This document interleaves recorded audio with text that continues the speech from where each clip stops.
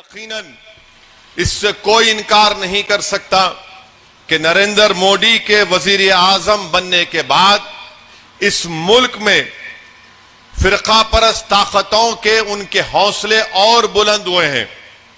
इस बात से कोई इनकार नहीं कर सकता कि नरेंद्र मोदी की क़यादत में जब से बीजेपी की हुकूमत बनी उस वक्त से इस मुल्क में एक मंसूबाबंद तरीके से हिंदुत्व की आइडियोलॉजी को प्रमोट भी किया जा रहा है, उसको एक्सेप्ट भी करवाया जा रहा है और जो अंग्रेजी का लफ्ज है उसको एंट्रेंस भी करवाया जा रहा है।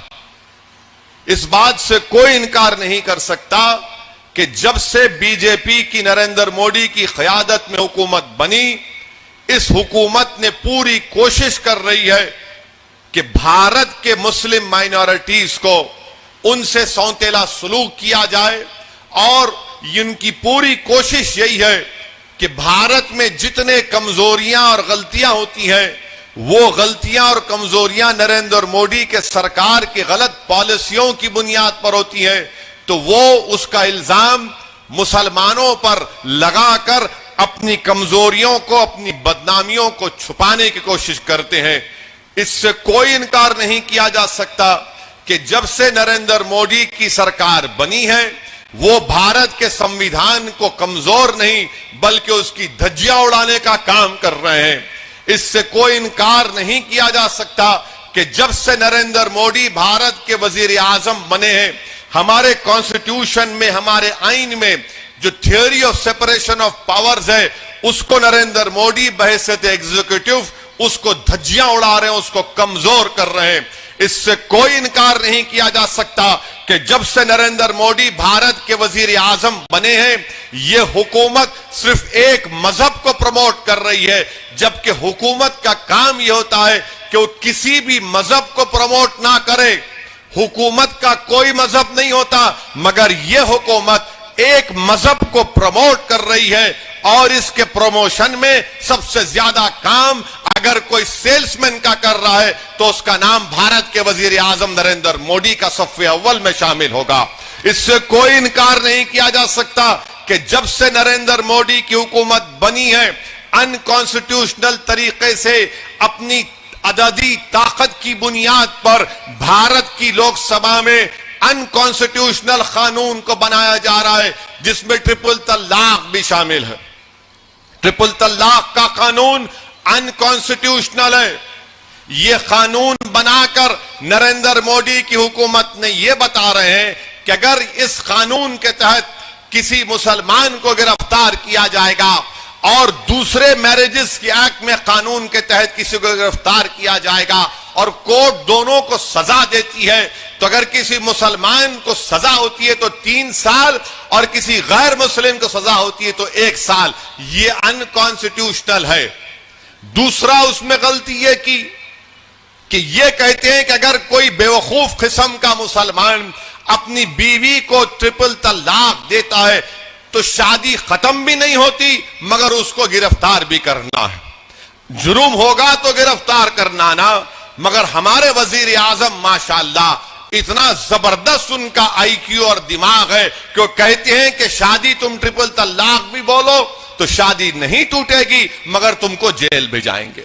ये नरेंद्र मोदी की हुकूमत का गलत फैसला था जिसका मैंने 1 मरतबा नहीं 3 मरतबा पार्लियामेंट में मैंने इसकी मुखालिफत की और बीजेपी से उस वक्त भी कहा और आज भी कह रहा हूं, इस मुल्क में अगर औरतों के हिफाजत के लिए कोई कानून बनना है, खवातीन के लिए, वुमेन के लिए, तो डिजर्शन के खिलाफ कानून बनना चाहिए। यह नहीं हो सकता कि आज हमारे देश में, हमारे कंट्री में 3.2 मिलियन ऐसी मैरिड वुमेन है, शादीशुदा है मगर अपने शौहर के साथ नहीं है। शादीशुदा है जिसमें हमारी गुजरात की एक भाभी भी शामिल है। उनको भी इंसाफ मिलना है, सबको इंसाफ मिलना, मगर उस पर कानून नहीं बनाएंगे। इस बात से कोई इनकार नहीं किया जा सकता कि नरेंद्र मोदी जब ट्रिपल तलाक का कानून बन रहा था मैंने पार्लियामेंट में वोटिंग की डिवीजन का मुतालबा किया। जाकर आप रिकॉर्ड देख लो।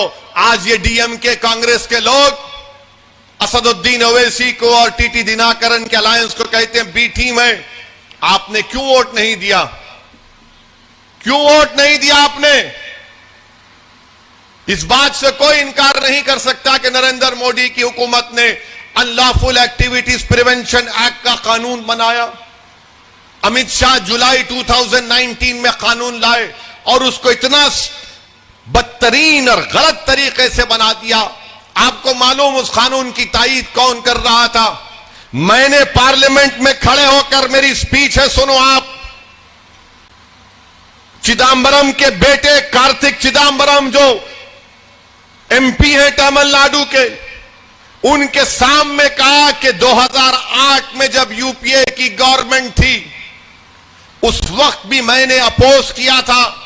जब चिदम्बरम होम मिनिस्टर थे मैंने यूपीए के साथ होते हुए मैंने उस बिल की मुखालिफत की और उस वक्त भी कहा 2019 में जब अमित शाह उसके अमेंडमेंट लाए उस वक्त भी कहा यह कानून का इस्तेमाल सिर्फ मुसलमान पर, दलित पर, आदिवासी पर और उन इंटेलेक्चुअल्स पर होगा जो एंटी गवर्नमेंट होंगे।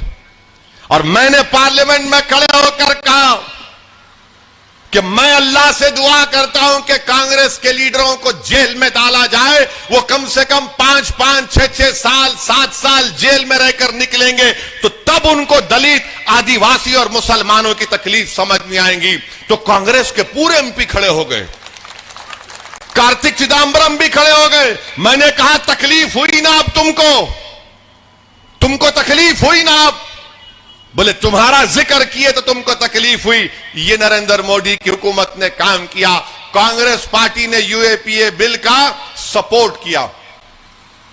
मैं डिवीजन का मुतालबा किया, वोटिंग का, तो क्या डीएमके ने वोट दिया? कांग्रेस तो आज डीएमके के साथ भाई भाई बन के फिर रहे, मोदी का साथ दिए। और डीएमके जब मैं वोटिंग किया, वोटिंग का डिवीजन का मुतालबा किया तो डीएमके वॉकआउट कर गए। मैं पूछा डीएमके के लोगों को, वोट डालो ना। वो नो इनफ, हम जा रहे, वी आर गोइंग। मतलब क्यों जा रहे? ठहर के रजिस्टर कराओ। नहीं, सिटीजन अमेंडमेंट बिल लाया गया, मैंने पार्लियामेंट में उस बिल को फाड़ा अनकॉन्स्टिट्यूशनल कहकर। 300 बीजेपी के एमपी, डीएम तमिलनाडु के 38 एमपीज थे। मैंने डिवीजन किया, बोला वोटिंग करो, डीएमके चले गए, कांग्रेस पार्टी चले गई। आपको मालूम, मैं जब वोटिंग का मुतालबा डिमांड किया तो मेरे को खाली 6 वोट मिले। 6 वोट मिले मेरे को। डीएमके वोट नहीं दिए, कांग्रेस वोट नहीं दिए और आकर बोलते हम CAA को इंप्लीमेंट नहीं करेंगे।